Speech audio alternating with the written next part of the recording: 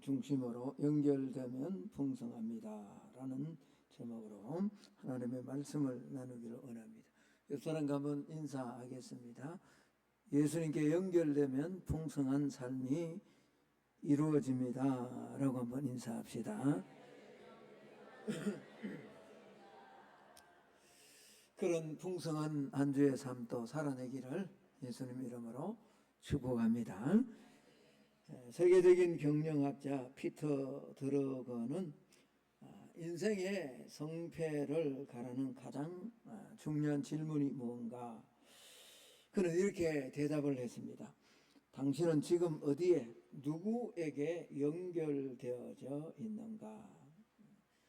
당신이 어디에 연결되어 있고 누구에게 연결되어져 있느냐라는 거죠. 아무리 성능이 뛰어난 최고급 가전제품이라도 전원에 콘센트가 연결되어 있지 않으면 한 줄기의 빛도 한 모금의 바람도 내지 못하는 고철덩어리에 불과한 겁니다. 그러나 오래되고 보잘것없는 기계라도 전선에 콘센트에 제대로 연결만 되어 있으면 강력한 힘을 뿜어내는 그런 도구가 되는 거죠. 여러분, 우리 인생도 마찬가지입니다. 똑같이 우리가 숨을 쉬고 똑같이 우리가 인생을 이 무더운 여름에 하루하루 보내는 것 같지만 어떤 사람은 평안이 뭔지 기쁨이 뭔지 늘 두려움과 불안과 지난번에 한번 설교했죠. 포모의 삶 속에 나만 뒤처지는 것 아닌가라는 그런 불안과 염려 가운데 매일 살아가는 사람이 있는가 하면 똑같은 고난을 받고요. 똑같이 환난 속에 힘든 하루를 보내면서도 한 주간을 보내면서도 평안과 기쁨과 풍성한 열매를 맺으며 살아가는 사람이 있습니다. 차이가 뭘까요? 누구와 연결되어져 있는가 아닌가입니다. 오늘 본문에서 예수님은 우리에게 분명히 말씀합니다. 나는 포도나무고 내 아버지는 농부고 너희는 가지다. 자, 우리 옆 사람과 한번 인사합시다. 우리는 모두 가지입니다 라고 한번 인사합시다. 네. 우리가 농부가 아닙니다. 우리가 포도나무가 아닙니다.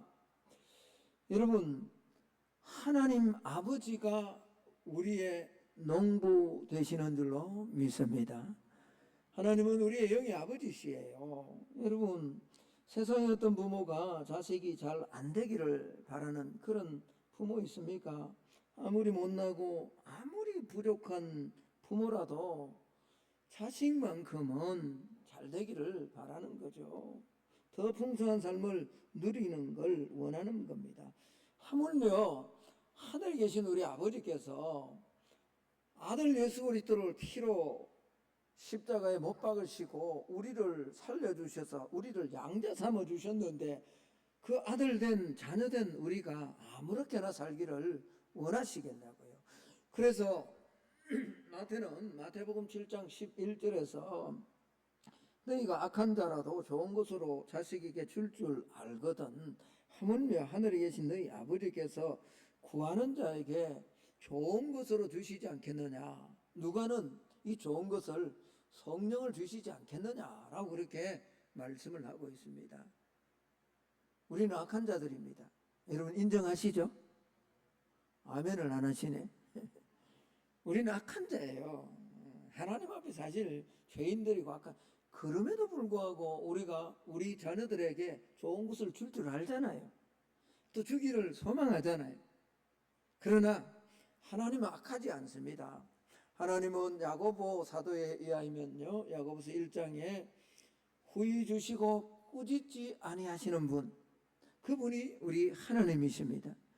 그분이 달라고 하는데 구하는데 좋은 것으로 주시지 않겠냐라고 말씀하고 있습니다. 그렇습니다. 하나님은 좋으신 아버지입니다. 그렇다면 여러분, 이 좋으신 하나님 아래에서 우리가 믿음의 삶을 살아가는데 이 좋은 신앙생활은 어떤 걸까요? 그 다름이 아니라 좋으신 하나님 아버지를 신뢰하는 거예요. 신뢰, 믿는 거예요. 믿음은 어쩌면 신뢰인지 몰라요.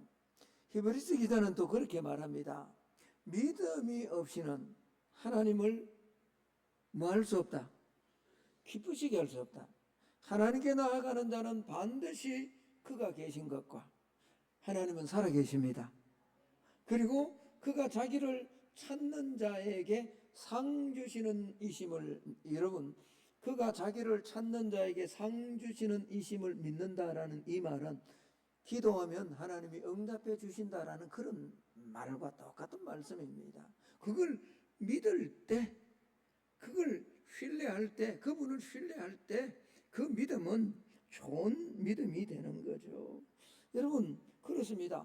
신뢰라는, 하나님을 신뢰하는 신뢰라는 우리의 믿음이 있기 때문에 기도라는 특권이 있고요. 이 기도라는 특권이 우리에게 주어져 있기 때문에 우리는 또 이 특권만 누리는 삶을 사는 것이 아니라 그 특권에 반응하는 순종이라는 책임을 가지고 신앙의 삶을 살아가는 거죠. 여러분, 오늘 예수님께서 이 땅에 오신 목적을 명확하게 말씀합니다. 요한복음 10장 10절은 이렇게 말씀합니다. 자, 요한복음 10장 10절 앞부분을 생략했는데 앞부분에 이렇게 말합니다. 도적이 오는 것은 도둑질하고 죽이고 멸망시키려는 것뿐이요 라고. 이 도적과 예수님을 아주 여기 말하는 10장 10절의 앞부분에 지금 나와 있지 않습니다만 10장 10절에서 말씀하는 도적이 오는 것은 도적질하고 죽이고 멸망시키는 것뿐이요 할 때 그 도적은 흔히 이제 우리가 세상에서 남의 집 물건 훔치는 그 도적이 아니라 사단을 이야기합니다. 사단이 와서 우리 영혼을 훔치고 죽이고 멸망시키려고 끊임없이 우는 사자처럼 돌아다니거든요. 그러나 주님이 오신 목적은 다르다. 자, 우리 같이 한번 크게 한번 읽어봅시다. 10장 10절입니다. 시작. 내가 온 것은 양으로 생명을 얻게 하고 더 풍성히 얻게 하려는 것이라. 내가 온 것은, 주님이 이 땅에 오신 것은 분명합니다. 양으로, 우리로 하여금 생명을 얻게 하고, 우리는 이미 예수 그리스도로 말미암아 생명을 얻었습니다. 그런데 여기에 그치는 것이 아니라 더 풍성히, 그래서 나로 말미암아 들어가며 나오며 꼴을 얻을 것이다. 영의 꼴, 육의 꼴, 많은 꼴들을 얻을 것이다 라고 그렇게 말씀을 합니다. 그렇습니다. 하나님은 우리가 그저 예수 믿고 구원받는 그런 수준의 삶을 사는 걸 원치 않습니다. 하나님은 우리가 하나님 안에서 풍성한 삶을 살기를 원하시는 줄로 믿습니다. 여러분, 오늘 우리가 살아가는 이 삶 속에 이 풍성한 생명을 어떻게 누릴 수 있을까? 예수님은 오늘 십자가를 주시기 전에 이 말씀을 주셨습니다. 요한복음 15장, 16장, 17장에 아주 중요한 메시지를 주셨는데 오늘 주시는 이 15장의 1절에서 8절의 핵심 내용은 다름이 아니라 연결입니다. 연결. 포도나무 비유인데 이 비유의 핵심은 연결되면 풍성한 삶이다. 될 수 있다라는 거. 자, 오늘 1절 말씀을 한번 보겠습니다. 나는 참 포도나무요. 내 아버지는 뭐라고요? 농부다. 그리고 우리는 뭐예요? 그 나무에, 포도나무에 붙어 있는, 달려 있는 뭐라는 거죠? 가지다라는 겁니다. 여러분, 여러 번 제가 말씀을 드렸습니다만, 아니 성경이 말씀하고 있습니다만 포도나무의 존재 목적은 딱 하나입니다. 관상수도 아니고요, 목재용도 아닙니다. 유실수입니다. 유실수. 다시 말하면 열매를 맺어야 되는 거예요. 열매를 맺지 않으면 포도나무의 존재 목적은 없습니다. 오직 포도나무의 유실수의 존재 목적은 열매를 맺어야 되는 거죠. 열매를 맺지 못하면 아무 설모가 없어진다라는 거죠. 그렇다면 우리가 가지가 되었는데 이 가지가 열매를 맺기 위해서 뭘 해야 되냐는 거예요. 어떤 예를 쓰고 어떤 노력을 해야 되냐? 아닙니다. 오늘 3절 4절에 보면 한 가지 핵심을 말씀해요. 그냥 붙어 있기만 하면 된다. 여러분, 가지의 핵심은 붙어 있음에 있어요. 가지의 핵심은 붙어 있는 거예요. 자, 오늘 3절 4절을 한번 보겠습니다. 제가 한번 읽겠습니다. 3절 4절입니다. 내 안에 가라, 나도 너희 안에 가리라. 가지가 포도나무에 붙어 있지 아니하면 절로 가시를 맺을 수 없음 같이 너희도 내 안에 있지 아니하면 그러하리라. 네, 여러분 4절 5절에 넘어가서 5절 끝부분에 보면 나를 떠나서는 너희가 아무것도 할 수 없다. 나를 떠나버리면 그래서 가지의 핵심은요 붙어 있습니다 라는 거죠. 우리가 주님 안에 거하고 주님이 우리 안에 거하는 것, 여러분 포도나무이신 예수님께 살짝 붙어 있기만 하면 수분은, 영양분은 나무로부터 공급되어집니다. 그 공급받을 수 있도록 누가? 하나님 아버지께서 포도나무 되는 이 예수님을 잘 충분하게 열매 맺을 수 있도록 그렇게 농부이신 하나님께서 보호하시고, 그래서 자를 거 잘라주시고 다 한다는 거예요. 그래서 가지가 해야 될 일은 꼭 하나입니다. 그건 다름이 아니라 붙어 있는 거예요. 그러면 여러분, 이 붙어 있다라는 말이 뭔가 오늘 7절 말씀에서 그 힌트를 주고 있습니다. 자, 준비하지 않았으니까 여러분 7절 말씀을 한번 보겠습니다. 요한복음 15장 7절입니다. 우리 같이 한번 읽어봅니다. 시작. 너희가 내 안에 거하고 내 말이 너희 안에 거하면 무엇이든지 원하는 대로 구하라. 그리하면, 여러분 이게 핵심이 뭔지 알아요? 우리가 주님 안에 거하고 주님의 말씀이 내 안에 거한다라는 말은 추상적인 말이 아닙니다. 이게 관념적인 그런 말이 아닙니다. 이 말의 원래 뜻은요, 중요한 핵심 원리는 이거예요. 하나님을 내 삶의 원리로 삼고 순종하며 따라가라는 거예요. 말씀이 가면 가고 말씀이 멈출 때 멈출 수 있는 그 삶을 살아내라라는 그런 말씀입니다. 여러분, 말씀이 내 삶을 이끌어 가도록 내 삶의 원동력이 되게 하라라는, 우리는 무언가를 의지하며 그 원동력으로 삶을 살아갑니다. 어떤 사람은 돈이고, 어떤 사람은 자식이고, 어떤 사람은 명예고, 그렇죠. 뭔가 이루려고 하는 원동력 때문에 세상을 살아갑니다. 그런데 오늘 너희가 내 안에 거하고 내 말이 너희 안에 거하면, 이 말씀의 핵심은요, 이 하나님의 말씀이 우리의 삶에, 내 삶의 원동력으로 삼아라라고 그렇게 말씀하는 거예요. 왜 하나님의 말씀이 저와 여러분의 삶의 원동력이 되어야 될까요? 두 가지를 좀 살피기를 원하는데, 첫 번째는 말씀은 우리 인생을 살리기 때문입니다. 말씀이 우리 인생을 살린다고요.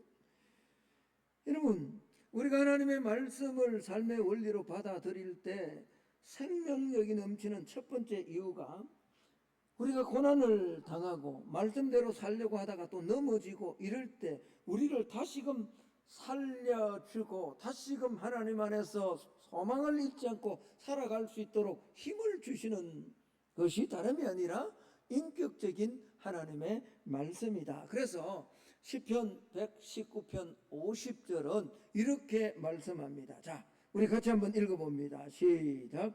이 말씀은 나의 고난 중에 위로라. 주의, 뭐가 나를 살렸다고요? 뭐가 왔을 때? 고난이 왔을 때, 넘어졌을 때. 저와 여러분이 넘어지면 또 본능적으로 찾는 게 있죠. 누가 도와줄 사람이 없나? 돈이 조금만 더 있으면 될 것 같은데. 그래서 살았어요. 그러면 여러분, 그 인생에 참된 행복이 찾아옵니까? 아니다는 거 우리는 잘 알잖아요. 잠시 또 기뻤다. 여러분, 그게 인생이요. 잠시 기뻤다가 또 넘어져. 고난과 위기와 역경 가운데서 나를 소망 있게 하시고 나를 이 땅에 보내신 하나님의 사명과 뜻대로 살아갈 수 있는 힘과 능력과 생명을 주시는 것은 다름이 아니라 하나님의 말씀이기 때문에 우리가 하나님 안에, 그리고 저와 여러분 안에 하나님의 말씀이 거해야 된다라는 거예요. 여러분, 저와 여러분 한치 앞을 내다보지 못하는 한계를 지니고 있습니다. 그렇죠. 심지어는 기도하면서도 무슨 기도를 해야 될지 모를 때가 많습니다. 한번 찾아볼까요? 너무 시원한가요? 눈을 감고 좋으시는지 묵상하시는지. 로마서 8장 한번 찾아봅시다. 성경 로마서 8장 26절을 한번 보겠습니다. 우리는 기도하면서도 때로는 뭘 기도해야 될지 모를 때가 참 많습니다. 로마서 8장 26절 말씀입니다. 250페이지입니다. 찾으셨나요? 자, 우리 천천히 같이 한번 읽습니다. 시작. 이와 같이 성령도 우리의 연약함을 도우시나니 우리는 마땅히 기도할 바를 알지 못하나 오직 성령이 말할 수 없는 탄식으로 우리를 위하여 친히, 그렇죠. 우리는 기도하는데요, 때로는 기도하면서도 뭘 기도해야 될지 모르고 기도할 때가 참 많습니다. 그게 우리 인생이에요. 뭘 해야 될지, 어디로 가야 될지, 어떤 결정을 내려야 될지, 그래서 불안한 거죠. 그러나 하나님의 말씀은 우리의 인생의 가장 정확한 내비게이션이자 가이드가 됩니다. 그래서 시편 119편 105절에서는 주의 말씀은 내 발의 등이고 내 길의 빛이다 라고 그렇게 말씀해 주는 거죠. 그 빛을 따라가다가 우리가 넘어지지 않으면 좋은데 그 빛을 따라갔는데도 때로는 우리가 넘어지잖아요. 거꾸로 떨어짐을 당하기도 하잖아요. 답답한 일을 당하기도 하잖아요. 그러나 그 답답한 일 가운데 좌절하지 않고 다시 일어설 수 있도록 위로를 주시고 살려주시는 것이 다름이 아니라 하나님의 말씀이다. 그래서 우리는 하나님의 말씀 안에 거해야 돼. 연결되어야 된다. 예수님께. 예수님도 요한복음 6장 63절에 이렇게 말씀하셨습니다. 살리는 것은 영이니 육은 무익하니라. 내가 너희에게 이런 뭐가요? 말. 예수님께서 우리에게 주신 말씀이 곧 영이요. 뭐라고요? 생명이라고요. 생명. 여러분, 믿음의 조상 아브라함을 한번 보십시오. 그는 알 바를 알지 못하고 갈 바를 알지 못하고 그냥 길을 떠났습니다. 그러나 단 하나 그가 붙드는, 그도 넘어졌습니다. 세상에 자기 아들을 모른다고 자기 목숨 때문에 그런 치졸한 그 믿음의 조상이에요. 그가 아브라함이. 이방 땅에 갔을 때 거짓말을 합니다. 우리, 죄송합니다, 이런 표현을 써서 우리나라 말해요. 그런 남자는 떼내버리라 그래요. 그렇잖아요. 어떻게 그럴 수가 있냐고. 자기 아내를 조금 목숨이 간다고 우린 같이 죽자 그래야지. 근데 아브라함이요 실수합니다. 넘어집니다. 거짓말합니다. 그럼에도 불구하고 아브라함이 놓치지 않은 것도 있습니다. 아브라함은 하나님의 말씀을 기다렸지만 또 실수해서 이스마엘을 낳기도 하잖아요. 그럼에도 불구하고 그는 끝까지 포기하지 않고 붙든 것 하나가 있습니다. 그게 뭐예요? 하나님의 말씀이에요. 그래서 아브라함의 노년에 하나님은 창세기 24장 1절에 보면 이렇게 기록합니다. 자, 우리 같이 한번 읽어봅니다. 시작. 아브라함이 나이 많아 늙었고 여호와께서 그의 범사에 뭘 주셨다? 아브라함도 넘어졌고요. 실수하고. 그러나 아브라함은 하나님의 약속의 말씀을 따라 살아갔기 때문에 돌아보니까 아브라함의 삶, 그의 범사에 하나님의 복을 받는 삶이 되었다. 오늘 예배로 올라온 우리 사랑하는 성만의 가족 여러분, 이번 한 주간 생명의 말씀과 연결되어지기를 예수님 이름으로 축복합니다. 이게 내 말이 너희 안에, 너희가 내 안에 간다, 이게 추상적인 게 아니에요.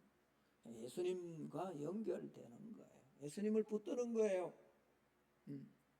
두 번째, 말씀에는 삶을 변화시키는 능력이 있기 때문에 말씀을 붙들어야 돼요. 예수님과 연결되어야 돼요. 여러분, 그렇습니다. 하나님의 말씀은 살아있는 생명이자 운동력이기 때문에 그렇습니다. 히브리서 4장 12절 말씀 너무나 잘 아는 말씀이잖아요. 하나님의 말씀은 살았고 운동력이 있어 좌우의 날선 어떤 검보다 예리하여 혼과 영과 및 관절과 골수를 찔러 쪼개기까지 하며 또 마음의 생각과 뜻을 뭐 한다고요? 감찰한다. 감찰한다. 여러분, 혹시 부부가 한 70년 사니까 한 70년 정도, 그래서 한 80이 되고 뭐 한 90 정도 되니까 아내의 마음을 좀 알 것 같아요? 모릅니다. 모릅니다. 내가 내 스스로 변화될 것 같습니까? 안 됩니다. 책 몇 권 읽으니까 우리가 막 여러분, 조금 바뀌는 그런 삶은 가능해요. 그러나 세상의 어떤 것도 우리를 완전히 거듭나게 해서 새로운 사람으로 온전한 소망을 가지고 살아갈 수 있는 유일한 것은 생명의 말씀밖에 없습니다. 그래서 우리의 영과 혼과 및 관절과 골수를 찔러 쪼개기. 여러분이 무슨 생각을 하고 오늘 예배를 하면서요, 예배를 드리면서 어떤 마음으로 예배를 드리는지 아무도 몰라요. 우리는 인간이 참 악해서요, 내 안에 이 칼을 품고서도 얼굴에는 미소를 띌 수가 있습니다. 그게 인간이에요. 그런데 얼굴에 미소를 띠고 안에 마음에 칼을 가졌는지 그 뿌리가 하나님께 연결되었는지 아닌지를 하나님은 아십니다. 말씀은 정확하게 취적하고, 그래서 하나님의 말씀은 살았고 운동력이 있어 좌우의 날선 어떤 검보다 예리하여 혼과 영과 및 관절과 골수를 찔러 쪼개기까지 하며 또 사람의 마음과 생각을 감찰하신다. 그러므로 여러분, 우리가 말씀과 연결되어야 되는 거예요. 말씀을 붙들어야 되는 거예요. 여러분, 하나님의 말씀이 한 사람의 심령 안에 들어가면 반드시 변화가 일어납니다. 소망이 없는 사람이 소망을 가지고요, 겁쟁이가요 담대해집니다. 뭐 가진 것도 아닌데 자뻑하는 거 아니에요. 아무것도 없는데 뭐 큰 소리 치는 그런 게 아니에요. 부활에 대한 소망을 가지기 때문에 그 말씀 안에 생명이 있고 말씀이 예수님이라는 사실을 알기 때문에 당당한 삶을 살아가는 거죠. 베드로가 그랬잖아요. 바울이 그랬잖아요. 가룟 유다를 뺀 11명의 제자들이 다 도망간 것 같지만 성령으로 하나님의 말씀을 인격적으로 온전히 경험한 다음에 모두가 새로운 삶을 살았습니다. 역사에 모든 기독교 안에서 변화된 삶은 한결같이 하나님의 말씀을 붙들었다라는 겁니다. 여러분, 이번 한 주간 무덥지만 저와 여러분도 하나님의 말씀, 예수 그리스도와 연결된 한 주간의 삶이 꼭 될 수 있기를 예수님 이름으로 축복합니다. 여러분, 19세기에 최고의 그 바이올린 거장이라는 니콜로 파가니니라는 이 사람은요, 완전 뭐 신적인 바이올린 한 줄로 막 손 한 줄 하나로 어마어마한 신적인 그런 어떤 음악을 연주했던 그런 사람이라고 합니다.